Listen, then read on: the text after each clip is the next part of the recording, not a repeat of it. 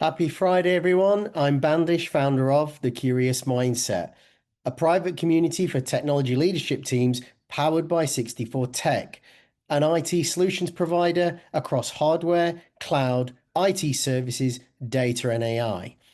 Now, while 64 Tech powers us, the strength of this community is its people.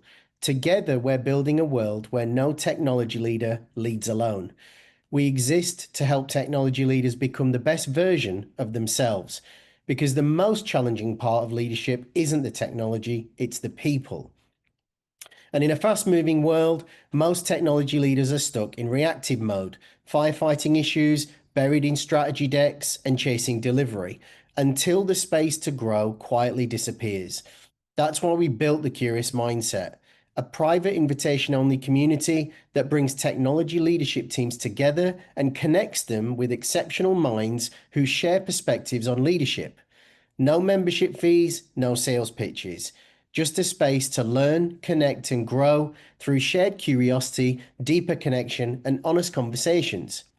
Please do follow our 64 Tech LinkedIn page for updates.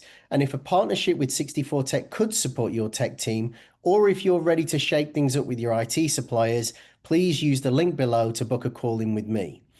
Now, this community was born out of my own experiences. I know what it feels like to lead in isolation, and I didn't want others to go through it alone. Our guiding belief is simple: together we grow. And if you believe in what we're building, please stay connected and share it with others.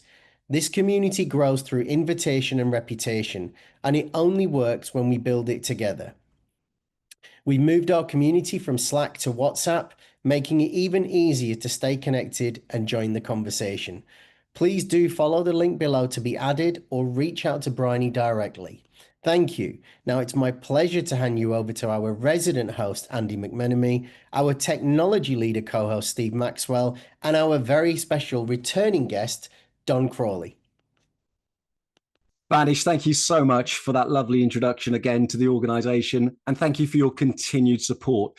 Now, but not only what I'm listening to your introduction there is also understanding your insight, your foresight, and your compassion, because without all of that, 64 Tech would not have built the Curious Mindset, and it wouldn't have continued to support it and do the great work that we're doing. I've had a number of communications and conversations with people that, in the community that are sharing exactly how much this is supporting them in these very difficult times.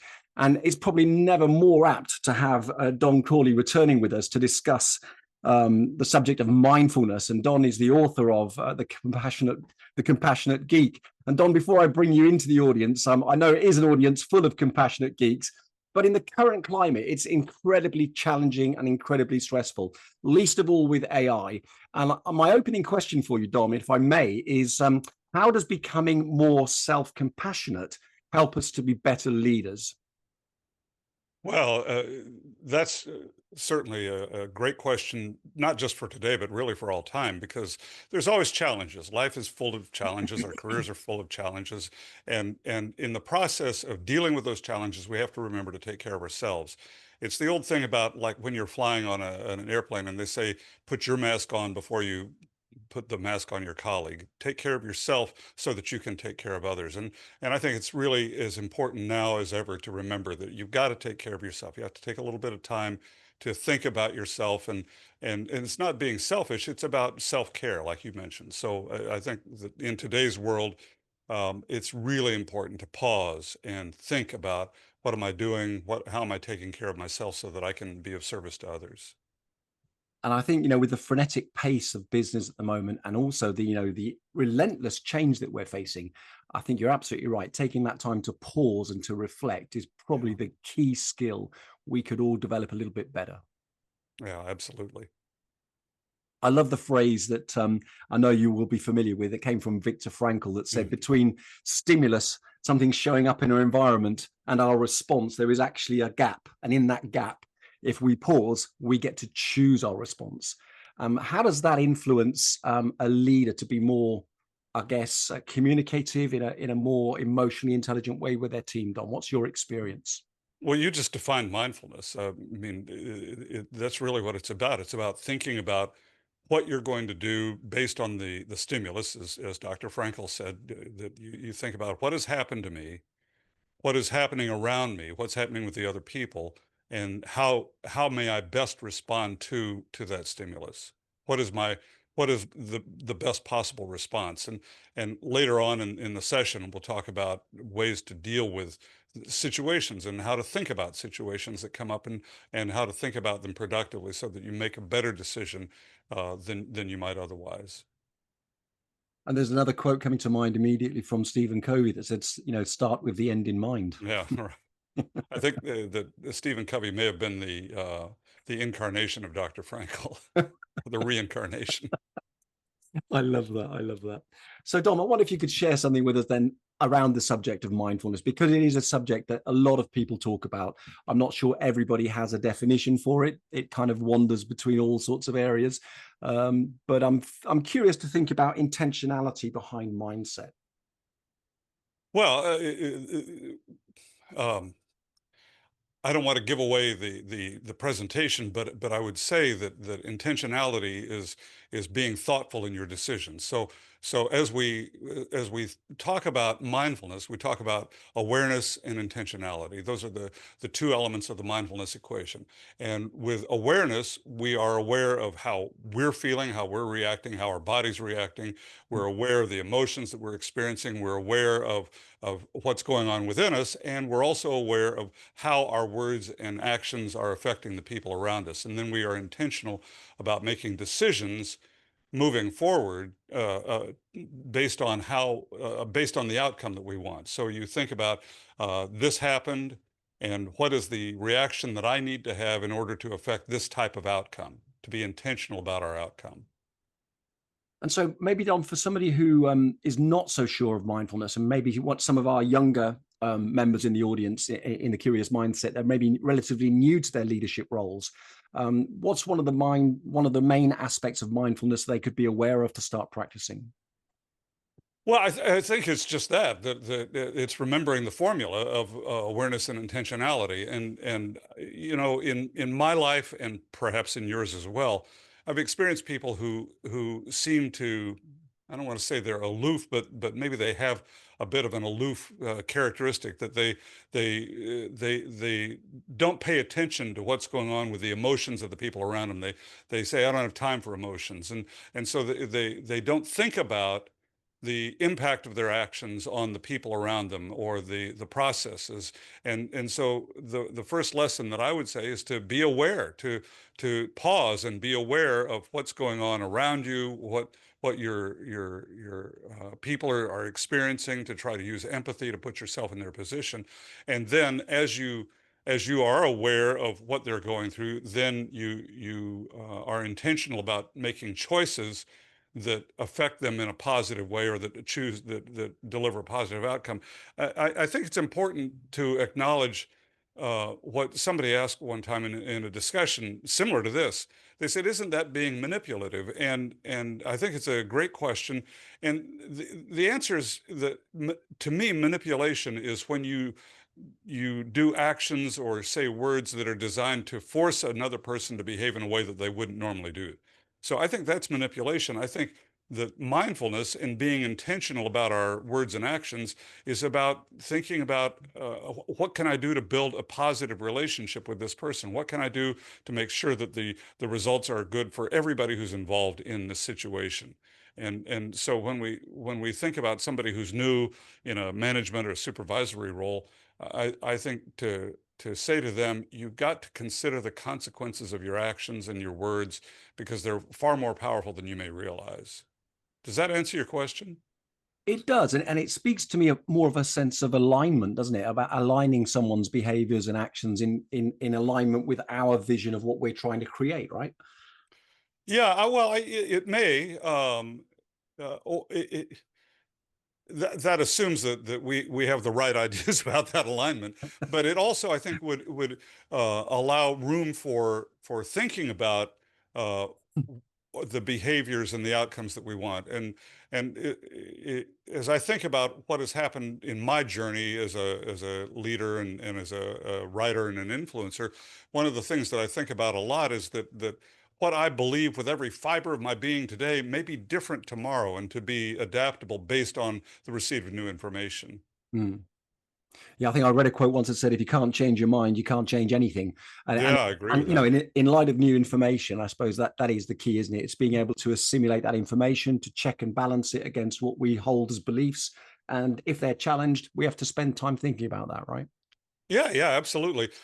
You know, this is a kind of a trite example, but it absolutely holds water, and that is we all used to believe in Santa Claus and the Tooth Fairy, and at some point we change our deep-seated beliefs and realize that maybe what we believed as a child isn't true today. Well, what we believed as a early 20s, mid 20s junior manager could become dramatically different as we go through the career path and the course of our lives.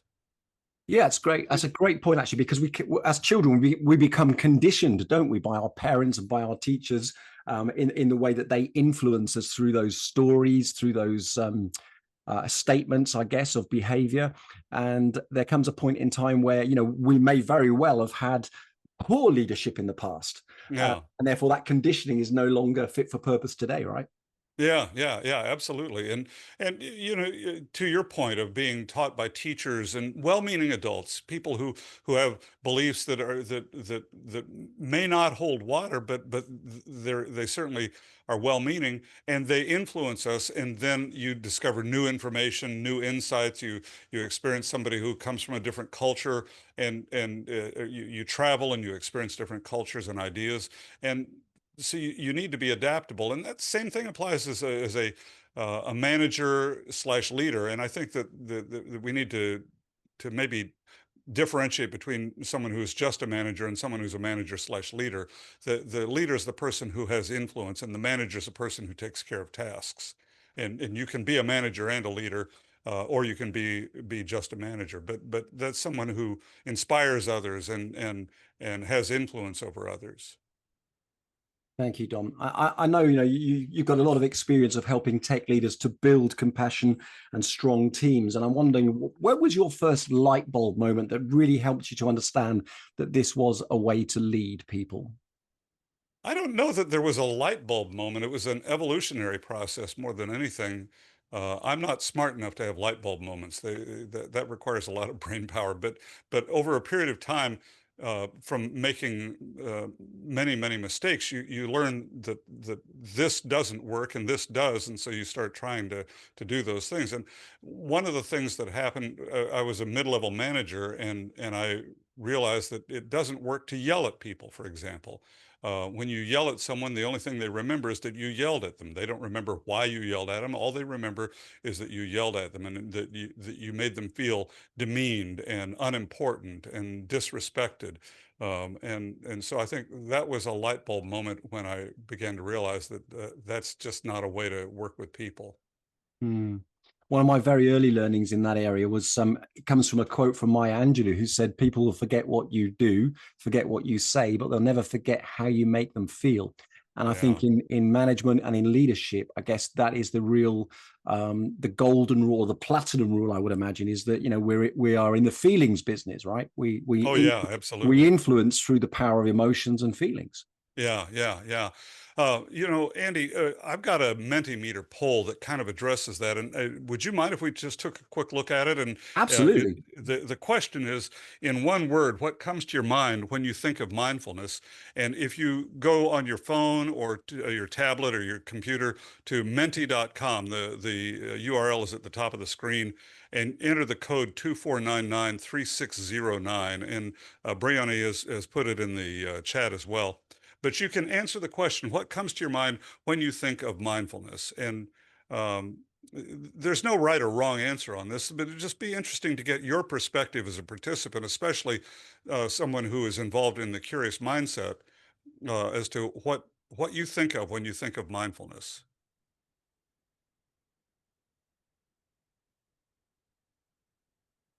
And Andy, as you look at these responses, what goes through what's going through your mind? But for me, it's definitely inner calmness. It's a case of being collected and taking that moment just to consider what my desired outcome is and how I'm going to engineer it. So it is Yeah, a case of taking that pause. I love what you said about inner calmness, that it very much is a matter of being calm. And I think about in our world in IT, uh, we are often in firefighter mode, and that's going to continue no matter. There's I don't think there's a way around that. Maybe with AI, it might take care of some of the smaller fires, but fundamentally, that's just part of the mix. And so, what can we do to take a breath and bring ourselves that inner calm? One of the things that we talk about in emotional intelligence training is the idea of the stoplight metaphor, and perhaps you're familiar with that, Mm-hmm. where when you encounter an emotionally charged or a turbulent or a chaotic situation, you go to red. The stoplight metaphor again, you go to red, which means just stop whatever you're doing, just stop, and then you pause and you take a deep breath or two or three or four, sometimes requires more, right? And then you go to yellow, and in yellow you consider your entire range of options. What are all the possible things that I could do, the actions that I could take in this situation in response to the stimulus that made me want to go to red? And then, oops, we'll go back here. Yeah, typically we call that being triggered, Don. Yeah. Yeah, right. So exactly. So what is it that I can do in response to having been triggered? And then after considering your entire range of options, you go to green, which is where you intentionally and consciously choose the best option. And what I know from as a young manager many years ago was that I would often react as opposed to responding. I would react to the stimulus. I would get hyped up, and the best thing that I could do. And you asked earlier, and I didn't answer it well. You asked what was the light bulb moment, and I think the light bulb moment was when I realized that I needed to take a breath, and I needed to calm down, and to be able to evaluate the situation rationally rather than in the flames of an emotional fire. Yeah, and I share that with clients when we're talking in a therapeutic setting, Don. The only control we have over our central nervous system is our ability to control our breathing, because that operates like a handbrake on the heart, and that allows everything to slow down. So you're absolutely right. I agree with that. It's just take that breath, pause, have a bit of time to consider what's my desired outcome, In our trainings, I'm Go sorry, I ahead, go ahead. interrupted you. No, go ahead, go ahead. Well, I was just going to say that in our in-person training sessions, we talk about the importance of taking a breath, and I ask the people who are attending to close their eyes and take a deep breath, and we'll actually do some controlled breathing where you inhale to a count of 5, you exhale to a count of 5, and I'm sure you're familiar with that.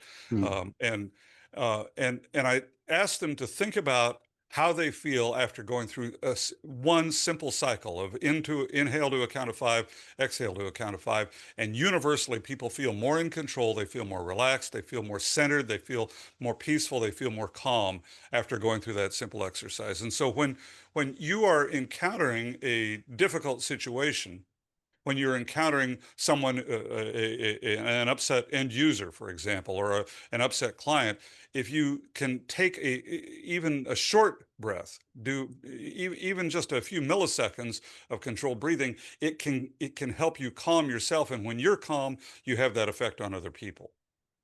One of the things that we talk about in the training programs is the best way to deal with someone who's upset is not to tell them they need to calm down, but rather to use sincere empathy and to be calm yourself. And in so doing, you then have that effect, that impact on the people around you. You have that influence on the people around you, that you calm down and they calm down. But you never ever tell somebody that they need to calm down, unless you're a police officer, in which case you have a gun and you can get away with it. But or you want to fight with your wife. well, no, you don't want to do that. Never do that. No, that doesn't do well, but that could be good for business. No, it's absolutely true. We can't have a conversation with anybody that's emotionally elevated. We must make that pause and allow the temperature to come down. I often talk about in leadership training when I'm delivering it that, you can choose to be the thermometer in your team, or you can be the thermostat. Now, the thermometer will test the temperature, but the thermostat can set the environment. And I think that's the best way I like to look at it. Wow, that's a great example. In fact, I may steal that. Feel free. I'm going to steal a lot of your stuff. So great. Well, that's quite all right. I'm honored. But yeah, it's true. And the thing that I think about when I think about emotional intelligence and mindfulness, which the two really go hand in hand, would you say? I do. Um, that it's about choices, and we can make choices about how we respond to any situation that comes up in our lives. Now, there may be constraints on what we can actually do, uh, you know, based on our circumstance, but we can make choices about how we respond emotionally and mentally and physically to the stimulus that happens. And you go back to the Viktor Frankl quote about between stimulus and response, there's a pause, and it's in that pause that we can choose how we want to respond, bearing in mind the desired outcome. And I think that's the key, is that we think about what is the desired outcome? What do I want to have happen based on what on what I say and do?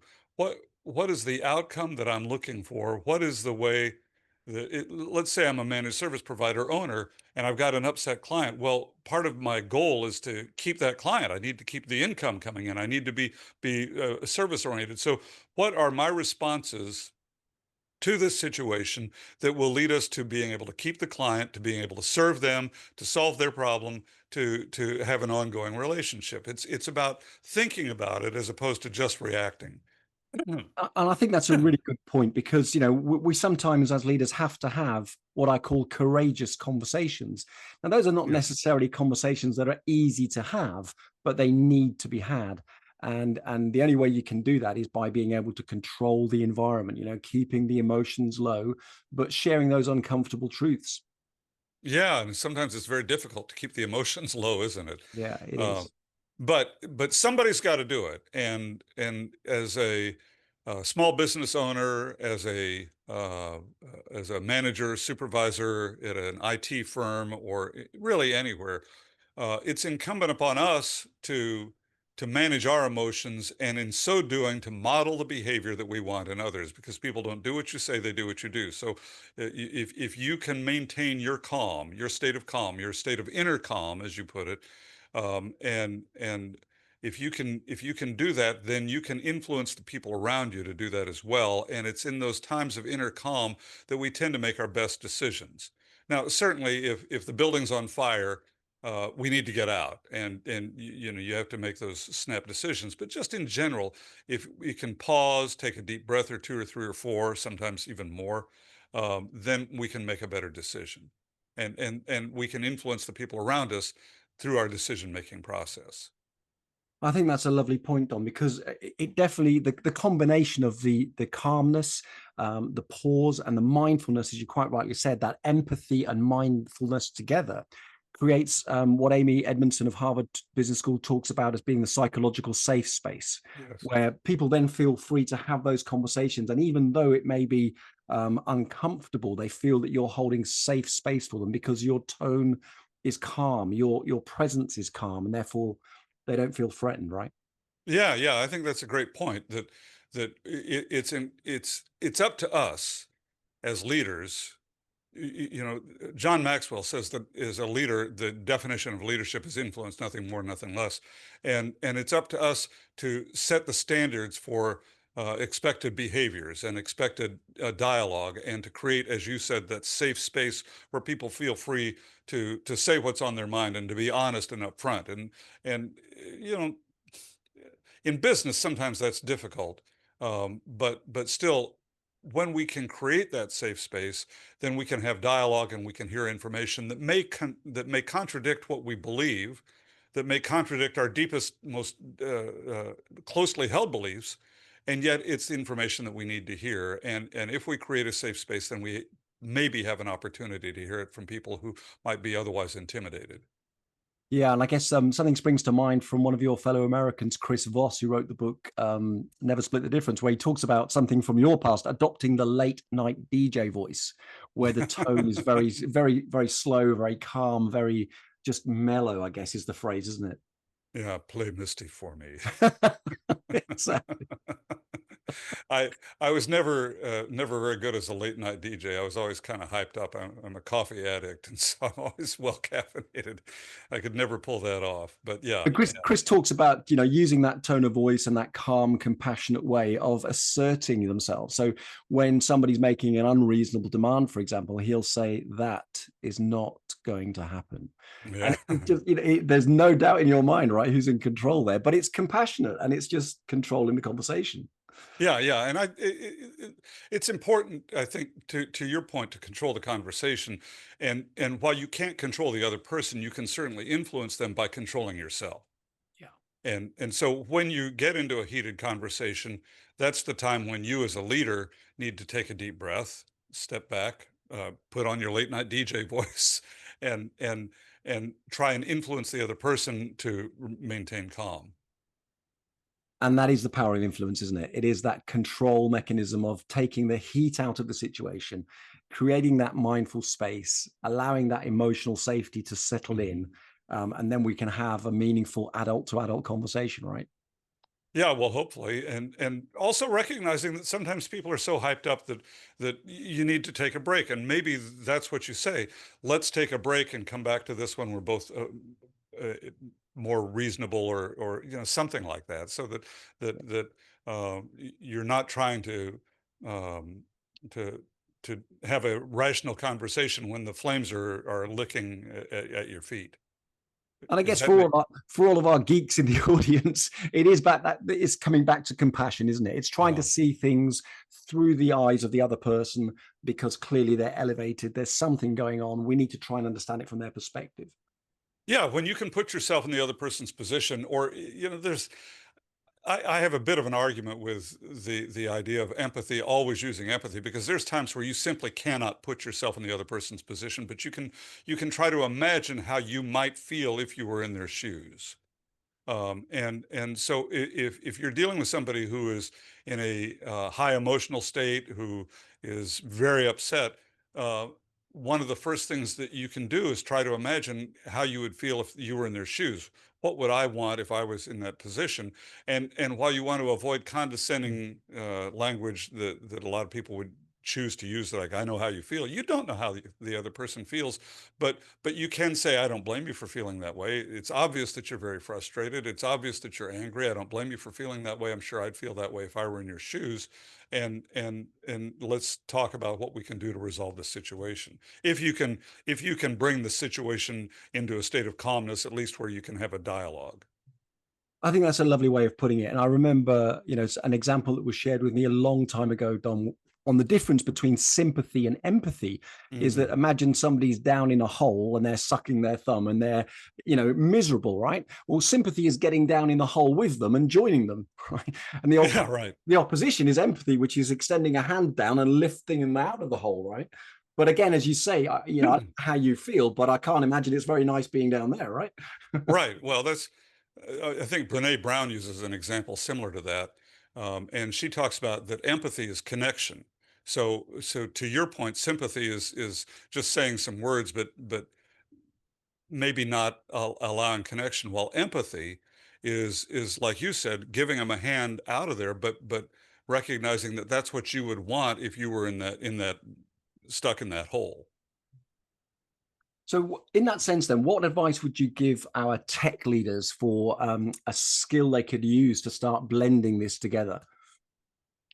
Good question. And I think it's awareness. So it starts with being aware of the importance of the five principles. So we talk about five principles of IT customer service, which are competence, compassion, empathy, being a good listener, and treating others with dignity and respect. And recognize that those are all behavior choices that we make. And I think sometimes people feel like that's just the way I am. I can't change. Well, that's usually not true. There may be certain situations where you're stuck in a certain type of behavior mindset, but just in general, most of us can make different behavior choices, um, and and so to recognize that we have choices that we can make based on situations, and that what we want to do is we want to maintain our competence. Mm-hmm. These are tech jobs, so we have to be good at whatever it is that we do, and it's important not to minimize that at all. But then there's the human aspect of what we do, and there's always a person behind the problem. There's a person who is suffering. There may be a person who caused the problem. Doesn't matter, but there's a human being. One of our fellow humans is being affected by whatever this problem is. And so that person needs compassion. And compassion is caring about your fellow human. It's about recognizing a person who's in pain and wanting to help. I'm taking So notes. what's that? I'm taking notes. Okay, excellent. I'm honored. But it's true. I mean, compassion is about noticing a person in pain and wanting to help. And then we come to empathy. And empathy and compassion are very closely intertwined. They're very closely intertwined, but they're not the same thing. Empathy is the ability to put yourself in the other person's position or to try to imagine how you might feel if you were in their position. One of the examples I give is that if you're a man, you would never say to a pregnant woman, "I know how you feel," because she would rightfully be upset with you. You don't know how she feels, but you can say to yourself, "Gosh, if I were in this position, my body changing, my my everything about my life is changing. I would feel concerned. I would feel maybe a little afraid, and so on. I don't know what the emotions are, but you don't say, 'I know how you feel.' You say, 'If I were in your shoes, I'm sure I would feel the same way that you do,' or words to that effect. I don't mean to give you a script, Sure. but so we use competence to do the job, to perform the task, compassion to recognize the pain and want to help, empathy to try and put ourselves in the other person's position, to try to feel what they're feeling or to imagine what they're feeling, and then we are good listeners. So principle number 4 is the principle of listening, where we listen, like Stephen Covey says, with the intent to understand and remember what the other person is saying, to be able to understand them, not just to respond. Covey talks in his book, The 7 Habits, he talks about how most of us listen with the intent to respond, not with the intent to understand. That while the other person's speaking, we may be paying close attention, but what we're really doing is we're planning our response, which means that we feel like our response is more important than what the other person is saying. But what Covey says is, no, don't do that. Take yourself to empathic listening or empathetic listening, where you listen with the intent to really understand what the other person is saying. And my test for me is to remember it. And the Harvard Business Review talks about that as well. That the idea is to understand and remember what the other person is saying. So principle number 4 is the principle of being a good listener, and principle number 5 is the principle of treating others with dignity and respect. And it's easy to talk about dignity and respect, but what does that really mean? And the example that I like to give is from the film The Green Mile. And if you're not familiar with it, Tom Hanks plays a death row prison guard who's responsible for guarding some prisoners who've committed heinous acts, and that you could make the argument that none of them are deserving of dignity and respect, and yet Tom Hanks' character, the prison guard, treats each one of them with dignity and respect. And it doesn't mean that he agrees with them. It doesn't mean that he respects them. It means that he treats them respectfully. He's making behavior choices about his behavior toward another human being. And it may be the only time in their lives that the prisoners have been treated with respect. And the point of the example is that then by treating the prisoners with dignity and respect, what he gets back from them is dignity and respect. In general, there's always exceptions, and that's part of the lesson, that just because you hold yourself to a higher standard and treat others with dignity and respect doesn't mean necessarily that everybody's going to do that. And in the film, there was one prisoner who didn't, but most people will. And so you're setting the example of not only how you want to act, but also how you want others to act toward you. So the 5 principles, again, are competence, compassion, empathy, being a good listener, and treating others with dignity and respect. And that's a very long answer to your short question about what would I tell a technology person about how to implement these ideas. But it's to think about the 5 principles and how I am displaying those 5 principles to the people around me and using them in the conduct of my work. I love that. And I often explain empathy as a case of being able to listen, with intent, to understand from the other person's point of view before trying to be understood. But it also doesn't mean you're going to necessarily agree with them, right? You can Right. disagree, but at least you've given them that dignity and you've given them that respect of listening long enough to be able to see it through their lens, before you have any other conversations around that. You asked earlier about a light bulb moment, and I feel like I've got a better answer. What you were just talking about made me think about that. I'm kind of listening, like Covey says, to respond rather than to understand and remember. But I think this is germane to your point, and that is that I have a dear friend. In fact, he's my best friend, whose beliefs on politics and religion are polar opposites of mine. And we've been friends for, I don't know, 25 years, something like that. And we've had our rocky moments, but fundamentally, we're very, very close friends. And one of the things that I learned about my relationship with this man is that we don't have to agree. I don't have to believe the way he does to still feel respect for him. And in fact, what has happened, and I think he probably would say the same thing. I probably should ask him, but is that what I have learned is that if he believes something, even if I don't believe it myself, the fact that he believes it says that it has merit, that it is something that maybe I don't need to believe, but I need to understand. And maybe in the process of understanding, I start to adjust my beliefs as well. So it's to recognize that someone can be different from you, can believe differently from you, and to think about where those beliefs are coming from, and to think about whether there might be something in there that you can learn as a byproduct of the relationship with that person. And I think that's been one of the wonderful things about my friendship with my friend, that I have learned that just because I believe something and he believes differently doesn't mean that one of us is right and the other is wrong. It may be that there are multiple correct paths to the same destination. In fact, I had an IT person come up to me at a training years ago in New York City, and I'd made that statement, and he was all red in the face, and he was flustered, and he said, "Are you trying to tell me that that that because I believe this way and somebody else believes differently that we could both be right?" And I said, "Well, you might be, you know. It's not a matter of one person having to be wrong in order for the other person to be right. It may be that you're just taking different paths."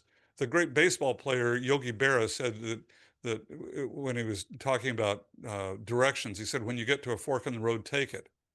And and he said, because either way you go, you're going to come to the same outcome, the same end. And so my friend believes one way, I believe another way, but that doesn't mean that one is wrong and the other's right.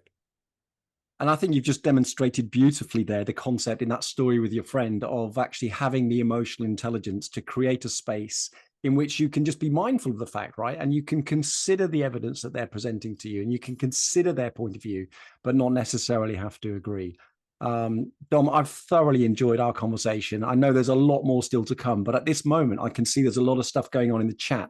And I'd like to invite our resident tech leader, Steve Maxwell, to come in and perhaps field. I know he's always really good with insightful questions, so I'm sure he'll have one for you before he fields them through and we hand over to the audience for some questions. Don, thank you so much for your insights. I've thoroughly enjoyed learning from you, and I've made a load of notes here, so thank you. Thank you, Andy. I'm honored.